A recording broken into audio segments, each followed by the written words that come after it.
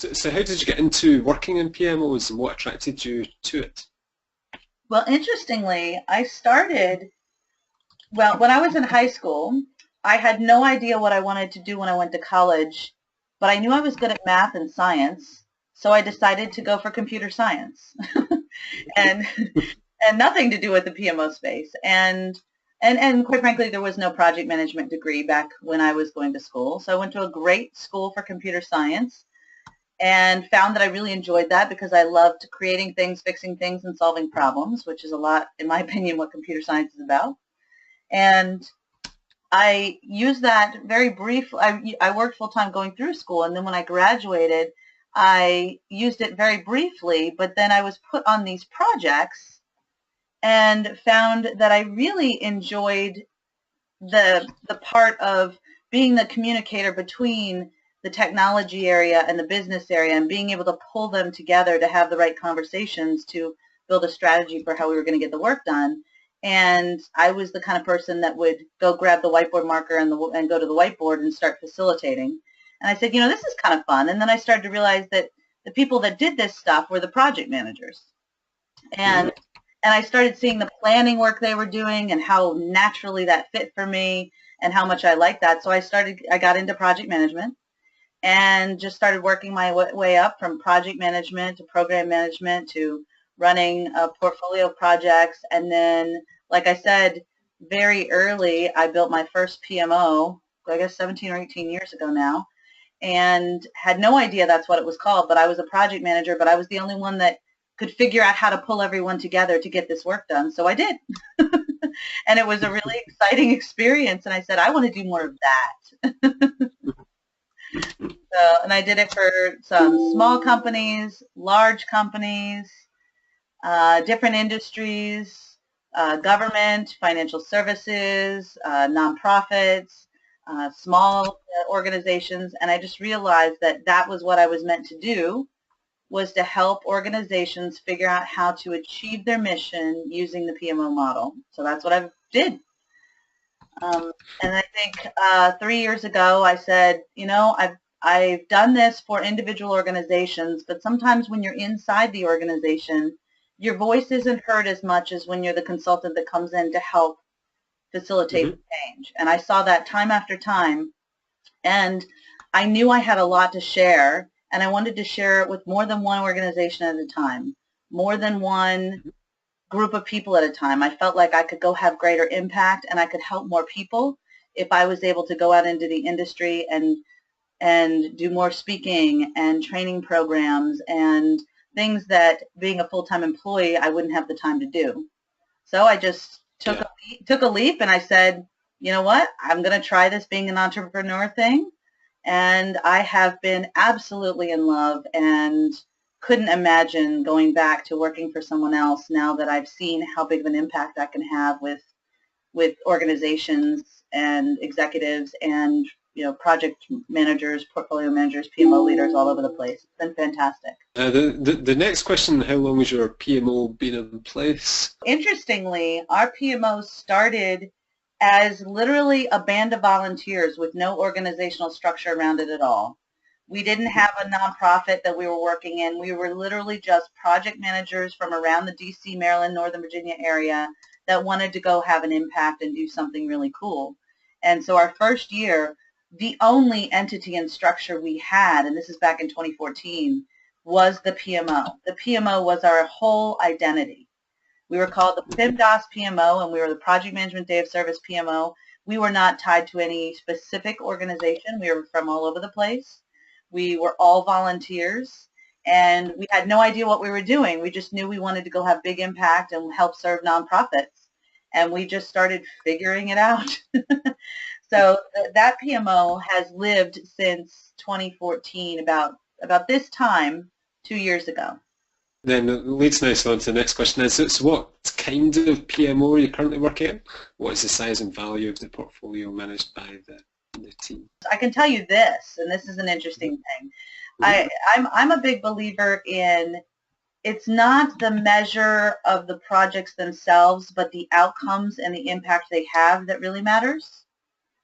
So it's not what they cost, but it's the impact that they have. So I just wrote an article called EVM is not enough, Earned Value Management is not enough, and that was all about how EVM is a measure of project performance, but it doesn't talk about whether or not the value intended by that project, the value you invested to create, was actually achieved as an end result or outcome of the project being completed. So in our case, we have lots and lots of hours that are the cost, volunteer hours and resources that are the cost of the projects we do, but that's not nearly as important or as impactful as the difference we're making in the community through our service.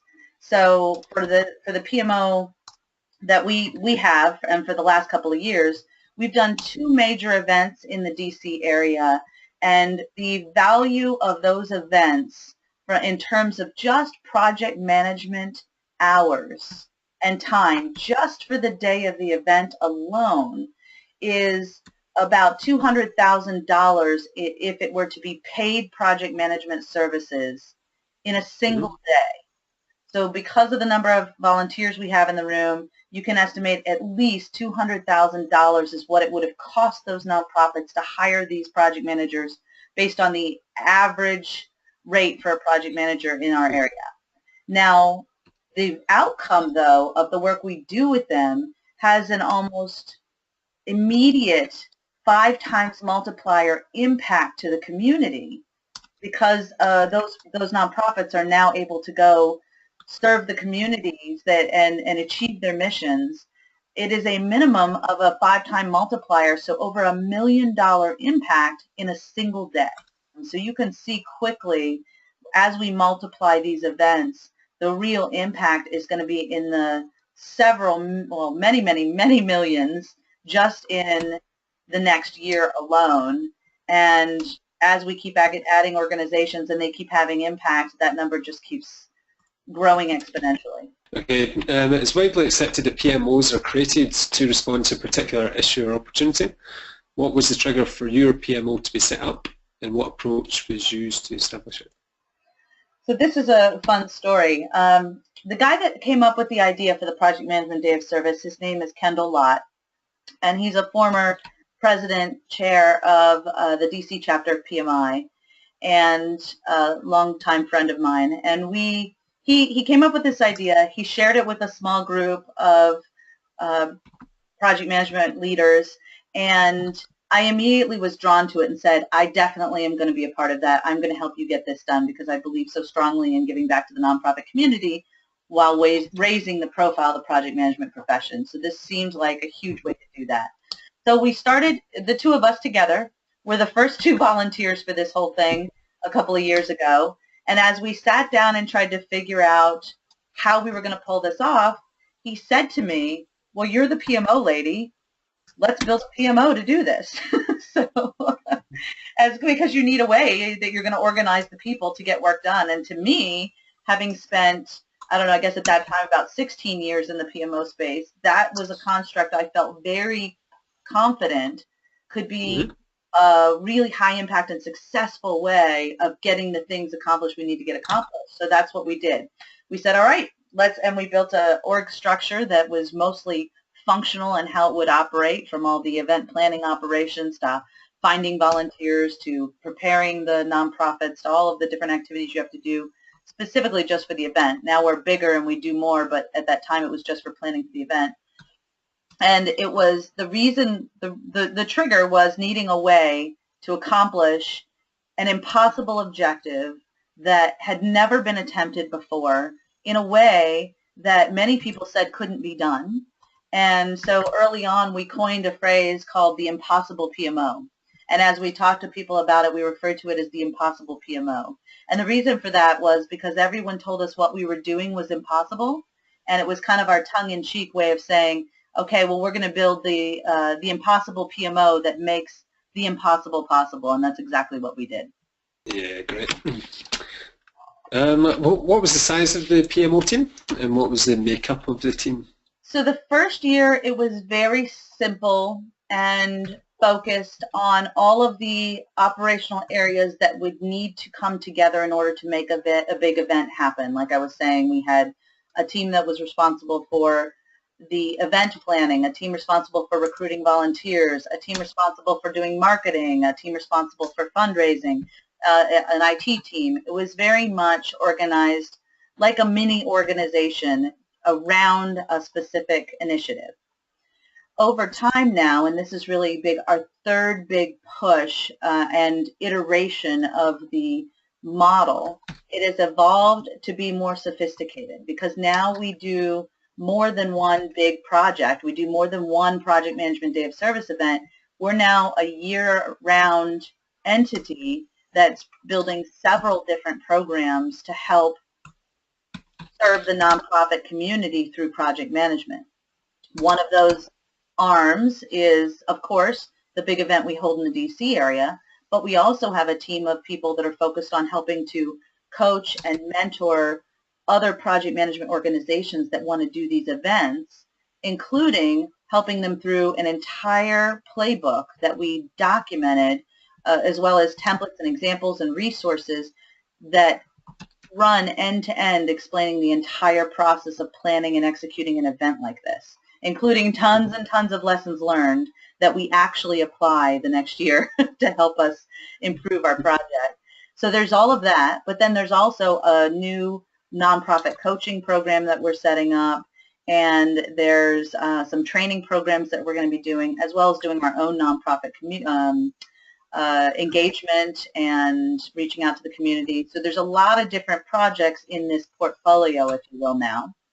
And so what we've done is we've organized such that we have all of those operational areas, but we now have a portfolio management team that works directly with me as the CEO, and I guess you could kind of say the PMO leader. They work with me as a portfolio management function on top of the entire infrastructure for the organization, and their job is to monitor all of the activities and projects going on in each of the operational areas, and then come together as a leadership team to help communicate impacts and dependencies and report on how each of the operational areas are doing. I also say that what they do is manage me, and any good PMO leader knows how to find people that can manage them well, that work for you. And they help me figure out, I teach them how to treat me as a sponsor almost, in that what any good project manager or or PM staff knows, they have to leverage their sponsor to tell them exactly what they need, where they're needed, and how they should focus their energy to help move the entire initiative or group of initiatives forward. So that portfolio management team, I jokingly say, they're the team that manages me, and they're the team that help make sure that I know everything that's going on and where my energy is best leveraged to help remove barriers and support the organization in moving forward. And this is not a model that is different just because it's running a nonprofit. This model can work for any PMO leader that is trying to help create change in their organization. I have a group of portfolio managers responsible for overseeing all the activities that the organization is involved in, and pulling together portfolio reporting, setting standards around the statusing that we do, the status reporting, and we're a huge believer in keep it simple. So we use one-page status reports, never anything longer than that. And we keep the engines running as a team. So we have some operational functionality as well as project-based areas. So we have our strategic initiatives, and then like many portfolios, we have an oversight for operational activities that are just keeping the trains running. Okay, great. And how do you manage the competency of your PMO team? Oh, that's a great one. So because I also happen to run a company called PMO Strategies that provides training and coaching programs, all of the volunteers for Project Management for Change are given access to my on-demand training programs through my consulting company. And there's various really nice, straightforward, help you figure out how to get it done kind of training programs, because that's how I operate. And so we have a program called How to Train Your Sponsor, which people love. And that's all about stakeholder management and sponsor engagement and leveraging your sponsor to help you get things done. We have an executive dashboard training program that is about the one page you need to have in order to communicate effectively with your stakeholders. And I call it, tell them what they need to know and then stop. And it's all about getting the right level of information to them and then cutting it off so that you can keep things going. We have a course called Change Management Simplified, which is all about organizational change management and being able to help project managers and everyone create effective and sustainable change in their organization, doing change with people, not to them. And then, of course, I have Beyond the Business-Driven PMO training program, which is all about project management and PMO leadership and helping people understand how to build an effective and sustainable PMO. And then also a new program coming out that all of the volunteers that help Project Management for Change, the nonprofit, will get access to, which is called the Impact Engine. And it's about turning a PMO into an ROI generator, return on investment generator. So really shifting the mindset from measuring triple constraint and EVM, not that you don't need to do those things, but those are just a piece of the information you should be measuring. What's most important is how is your PMO driving impact for the organization that it supports. And so, like I said, all of those training programs are provided to the volunteers, as well as other training programs that I'm working with some partners on, so that our volunteers feel that they have a way to continue to grow and develop. They get professional development credits for participating in these training programs. So there's that. And then, of course, we do a lot of coaching. A lot of the role of being in this volunteer PMO is a lot of the volunteers are here because they want to continue to hone their skills and grow their skills and expertise in a safe environment where the boss isn't watching. So this allows these volunteers an opportunity to learn how to do portfolio management better, learn how to use simple status reporting, learn how to engage stakeholders and manage cross-functional initiatives. So they do this work, but they're doing it for a nonprofit, so it goes on their resume and their LinkedIn profile. And it's helpful in helping them to build their careers and try things out and experience growing new skills while being in a safe place where they're not going to be judged, and they feel cared for and supported in providing that engagement. What would you say makes your PMO interesting, different, and or successful? Everything I've already said.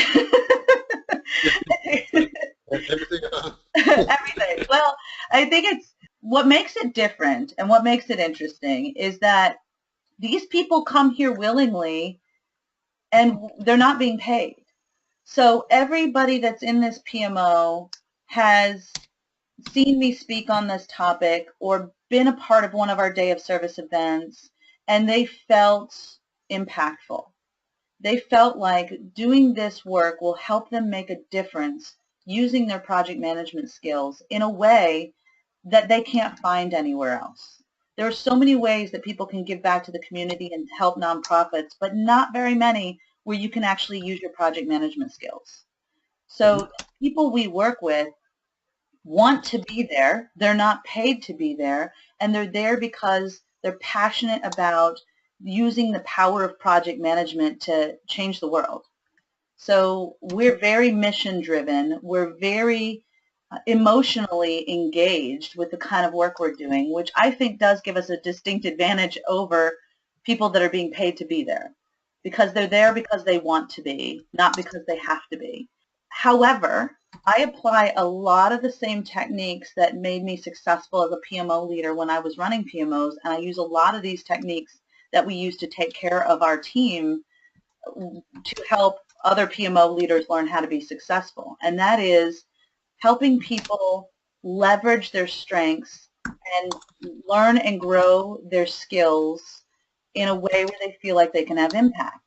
Just because you're a volunteer, and of course it's easy to show and direct the impact of what we're doing with the Project Management Day of Service and Project Management for Change, but every PMO leader has the opportunity to help find meaningful and engaging work for their staff and helping them feel like they have impact and tying the work they do to better outcomes for the organization, I think can help draw that same parallel.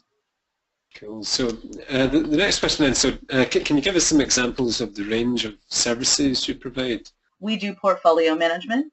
We do standardized templates and process for running these big projects, these project management day of service events. We built an entire playbook that takes a project management organization from start to finish in setting up and running one of these events, everything from finding volunteers to nonprofits to raising funds to finding space, all of the things you need to run one of these events. We provide training and coaching to the project management organizations that want to host one of these events. We provide training and coaching to the nonprofit community around project management specifically. We provide project management pro bono consulting services to nonprofit organizations. So that would be there's the project management services, so there's a team of project managers that are doing the project management. We have portfolio, governance, we have standards and templates and best practices. So we have a fairly full range of what you would consider the services that relate to what most PMOs do. Yeah, definitely. It's an impressive organisation by the sounds of it. Yeah, we can certainly do one of them in the UK if you fancy setting one up. Yeah, it's pretty cool. It's pretty cool. Yeah, it's cool. Does your PMO have the power to stop initiatives or have the trusted ear of senior executives to ensure failing initiatives are stopped? So it's an interesting question because it's a loaded question, and that's what happens that cause a lot of PMOs to fail, is that they don't have this. They don't have the ear of the executives. They're not considered a trusted advisor. They have no power. So that's a lot of why PMOs fail, and a lot of what I talk about with respect to why PMOs fail with my consulting and training hat on. So in this organization, and what I think has helped many of the PMOs that I've set up is having that ear of leadership or being run by a most senior executive in the organization. So either having one of the most senior level executives like a CEO or COO or some high level executive, having the PMO report into them, that often helps in making sure that they have the ear of leadership, that they have that support. They have someone that's considered a sponsor to them at the highest levels. That definitely helps increase the engagement, the adoption of, and the effectiveness of a PMO. In our case, because I know better and because I know this to be true, the PMO reports directly to me as the CEO of the company. Mm-hmm. And so I have a portfolio management team that essentially runs the PMO, if you will, but they all report into me directly. And I answer to a board. So I have a board that I'm responsible for communicating with and reporting to, for the nonprofit, so an actual governance board for the nonprofit. And fortunately, they all understand the power of the PMO model, the power of project management, and the power of what we're trying to accomplish. So they absolutely have given us their support. We are a team together, and they are absolutely driving the direction of the organization, but leaving the power of decisions with respect to what initiatives we start and stop. That comes to me.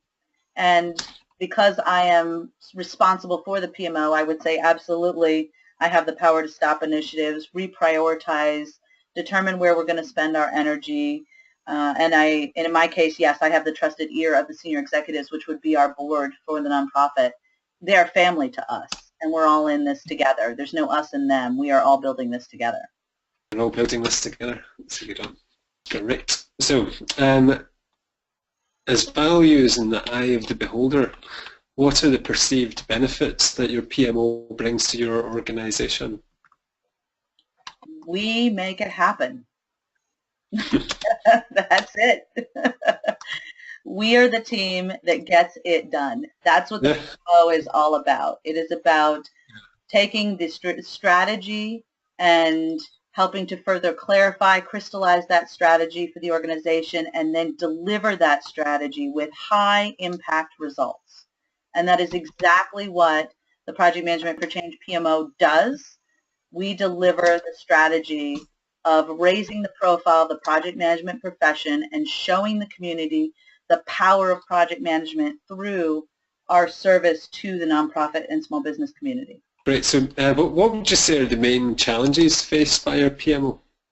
I would say that we are fortunate in that we have learned how to overcome many of the typical PMO challenges by how we're organized and how we operate, our method of inspiring and engaging people. So I think that's the easy stuff for us, because we've learned the hard way for many of years of running PMOs that this is what gets the best results, and we've seen that.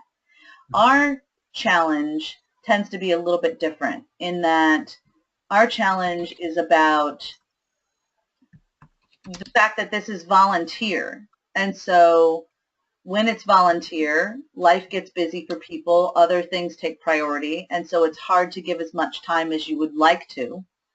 So our biggest challenge is being able to keep continued engagement with some of our volunteers, because life happens and there's so many things going on. So it takes many volunteers to equal a single person, if you will, because of the kind of capacity that you have when you're spending 40 or 50 hours a week on something versus 5 or 10 hours a week. So I think our biggest challenge is not the typical biggest challenge of a PMO, because we have so thoughtfully addressed so many of the typical challenges, and that's why we get the fantastic engagement that we do. But our challenge is probably more related to, people having this is one of 5 major things that they do in their lives between work and family and summer and school and other, social lives and other things that people have to attend to. This is just one of those. So I would say that's probably our biggest challenge, is just being able to keep that engagement. And I think another would be, well, what used to be a challenge for us was that people didn't take us seriously. And we didn't have credibility, and that's where the whole impossible PMO thing came from, is that we had so many organizations, ones that you would think would be behind us. In the beginning, were telling us, good luck with that. There's no way you're going to pull it off. And so that's why we had the tongue-in-cheek impossible PMO, because we were going to show them that we don't take no for an answer, and we don't believe in the word can't. We were going to show everyone that we could do it. And so I think some of the interesting, and this could be something that parallels many PMOs, in that you're not going to get everyone to support you when you start out. People aren't going to believe that you can be successful. You will have naysayers in your organization that are going to tell you what you're doing will not work. We've always done it this other way. We're not going to change. You're not going to be successful. You're going to be administrative overhead. You will hear those kinds of things regularly and repeatedly in any PMO that you're trying to create, because it's a change, and there are a lot of PMOs that haven't been successful. But I would encourage PMO leaders to think long and hard about that, and think about the fact that if we can do it in an impossible situation where we had no money, we couldn't pay anyone, we couldn't sign contracts, we couldn't do a whole lot of things, but what we did have was passion and people that believed in what we were trying to do. And you have to have that to make any PMO successful. And we didn't try and take on the world all at once. We kept our expectations reasonable. Often what I tell PMO leaders, and I've written a lot about this and wrote an article recently called "Don't Boil the Ocean." Don't try and take on something that is impossible. Just put one pot of water on the stove at a time and get good at that. And then do the next thing and get good at that.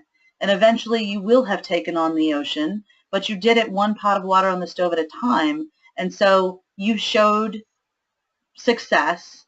You created credibility for you and your organization, and people start taking notice, paying attention, and eventually the tide will change. And if you start having impact, and if you start generating that credibility by delivering the results you say you're going to deliver, then you can overcome the "it's impossible" language that you'll hear from others. People will pay attention when you really start delivering, but just be thoughtful about how you do it. Given the repeating theme that PMOs only last up to 4 years, why do you think PMOs are still failing? Well, there's a long list of reasons, but I would say the biggest ones are things like trying to take on too much too fast. I highly recommend, and you please feel free to reference the article that I just wrote called Don't Boil the Ocean, because it talks about a lot of this. I've got several articles on why PMOs fail because there are so many reasons, and a lot of it comes down to taking on too much, focusing too much on the wrong things. So you absolutely need to have process and templates and tools to facilitate efficiency. But if that's what you focus on and it takes you 2 years to get those things done, your PMO will be extinct before it's ever had a chance to have a real impact. So I often joke that I don't care if you have a plan on or a schedule on a napkin. It's not about the tool. It's about having the right conversations with people and delivering on what you say you're going to deliver. So, and I think if we can get away from this mindset that the end is EVM and triple constraint and all of that, then I think we have a chance. It's not an end. It's a means to an end. The end is impact and value and return on investment for your business and for the organization. So if we can, I am a strong believer in the standards and the best practices, and I've been PMP certified for, I guess, 12, 13 years now. It's not that I don't believe in them. I don't believe that they are the outcome. I don't think that they are what drives impact. What drives impact is making sure that we're making the right decisions about what projects we're going to take on to get that highest return on investment. It's making sure that when we see a project is not going to deliver what it was intended to, that we stop it. It's making sure that we start delivering and helping and improving the lives of the teams and the stakeholders we support before we focus too much energy on a bunch of templates and a bunch of rigorous process. It's so much more about impact, and your business leaders are not going to come to you if you bring a simple plan and say, go back and spend 6 months building me something exhaustive before we can get started. They're going to say, let's get started and figure it out. So as PMO leaders and project managers, we need to become more agile and flexible in how we go about delivering the results for our organization so that we can show impact sooner. And if we start showing impact sooner, I think we have a huge opportunity to change the brand of PMO into something that people really want to be a part of and they want to engage with. Cool. What advice would you have for PMOs of all kinds to remain current? I would say pay attention to the ones that are actually successful. I would say spend some time. I mean, I think the mindset has shifted, and it hasn't for everyone, but there is a shift happening, and it's much more closely aligned to the kinds of things that I'm talking about. The PMOs that are successful are paying attention to these kinds of things. And I've got tons of free articles and resources and research coming from a lot of the great minds in this space saying it's time to think differently. And what's interesting is that I've had a lot of the old school PMO and project management folks that are lashing out at the kind of things that we're talking about here and saying it's ridiculous and the answer to all problems is earned value management and things like that. And I think it's funny. But what I found most interesting is the response I get from the executives, the people outside of the PMO and project management space. They're the ones reading my articles and forwarding that to their staff. They're the ones reading my articles and saying, finally, somebody gets it. They're the ones saying, if you want the PMO to be successful, you need to start thinking and operating this way. So my perspective is coming from, one, I am a CEO of 2 companies now, but I've been working with C-level executives for years, and I can tell you what they're telling me, and I'm taking the time and energy and showing my passion around all of this because I strongly believe that the PMO is the answer, but it's the PMO of the future that operates differently and that operates in a much more high impact, return on investment focused organization that actually is the PMO that stays in the future world. So in your view, what distinguishes high-performance PMOs from those that fail to succeed? High-performing PMOs focus on outcomes and impact and driving return on investment for the organization. It's that simple. So and that nicely leads on to the final question then. You have kind of answered it, but again, if you've got a nice one-liner that would sum that up. So what do you see to be the PMO of the future? So it's very interesting because what I have seen a lot of is executives that are so afraid to use the term PMO that they will call it anything but a PMO. You will hear, whatever you do, don't call it a PMO. Call it something else, an enterprise transformation group, a strategic planning office. There's so many other names for it other than PMO, and I believe that that's because so many executives don't want that brand of the heavy process administrative overhead function that doesn't deliver the results. So they'll call it something else in hopes that it will operate differently. But what they've forgotten to do is change the behaviors and change the focus. So the definition of doing something over and over again and expecting different results is the definition of insanity. So what we've got to do, it doesn't matter what you call it. It's about what it does and how we need to change our mindset and our focus to be much more about driving impact and results, templates, tools, process, methodology. All of that is secondary to delivery.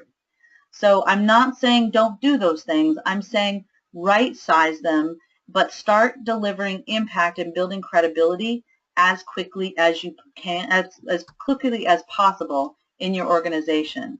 The PMOs of the future are going to be high impact, return on investment driven operations that get it done for the business. Yeah, that was absolutely amazing. Thank you. Oh, yeah, I've got some pretty amazing views, and your passion for the topic and enthusiasm clearly comes through as well, which is great to hear.